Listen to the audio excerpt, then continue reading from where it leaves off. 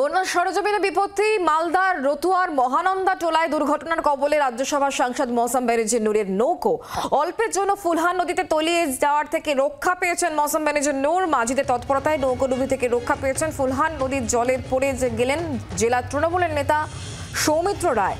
কোনো ক্রমে স্থানীয় বাসিন্দাদের চেষ্টায় তিনি পারে উঠতে পেরেছেন। যে ছবি দেখতে পাচ্ছেন মৌসম বেনার্জি নূর, তিনি কোনো ক্রমে রক্ষা পেয়েছেন। তবে জেলা তৃণমূল নেতা সৌমিত্র রায় ফুলহান নদীর জলে পড়ে গেলেন।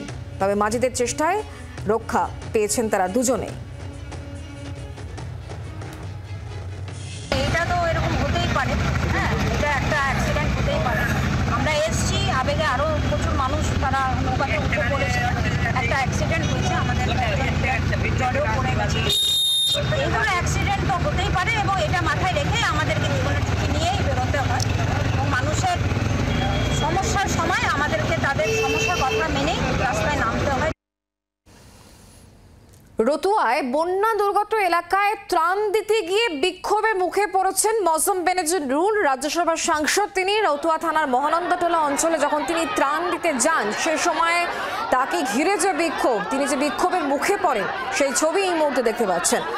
আমরা আরো জানবো এই বিষয় নিয়ে কথা বলে। রণজয় সিংহ এই মুহূর্তে আমাদের সঙ্গে রয়েছেন, আমাদের প্রতিনিধি টেলিফোন লাইনে। রণজয়, রতুয়াতে যখন পৌঁছন মৌসম বেনার্জি নূর, তাকে ঘিরে যে বিক্ষোভ বা ক্ষোভ সাধারণ মানুষের মধ্যে ঠিক কি হয়েছিল তখন? প্রথমে বলে রাখি, মালদা রতুয়া থানার মহানন্দাটোলা অঞ্চল, সেখানে কয়েকশো পরিবার কিন্তু জলবন্দী হয়ে রয়েছে, দীর্ঘদিন ধরে রয়েছে।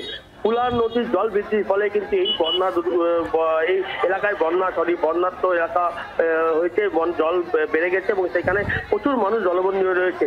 এবং সেই এলাকায় আজকে রাজ্যসভা সংসদ তৃণমূল কংগ্রেসের মৌসম বেনার্জি নূর তিনি ঘটনাস্থলে যান এবং সেই বন্যা দুর্ঘটনায় ত্রাণ দেওয়ার তিনি চেষ্টা করেন। কিন্তু দেখা যায় যেখানে অগণিত মানুষ এসে উপস্থিত হয়েছেন, প্রত্যেকে ত্রাণের জন্য চিৎকার করতে থাকেন এবং মৌসম বেনার্জির কাছে যে ত্রাণ নিয়ে গেছিলেন, যে পরিমাণে ত্রাণ নিয়ে গেছিলেন তা কিন্তু পর্যাপ্ত ছিল না এবং যে ফলে কিন্তু বিক্ষোভ দেখাতে শুরু করেন। এবং স্থানীয় বাসিন্দাদের অভিযোগ, তারা দীর্ঘদিন ধরে এখানে রয়েছেন এবং বন্যায় প্লাবিত হয়ে রয়েছেন, কিন্তু প্রশাসনের তরফ থেকে যেমন ত্রাণ আসছে না, তেমনই কিন্তু কোনো স্বেচ্ছাসেবী সংস্থা বা অন্য কোনো সংস্থা থেকে ত্রাণ আসছে না।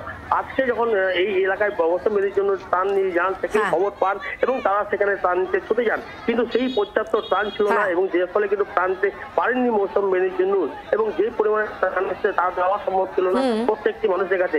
ফলে তারা ধন্যবাদ।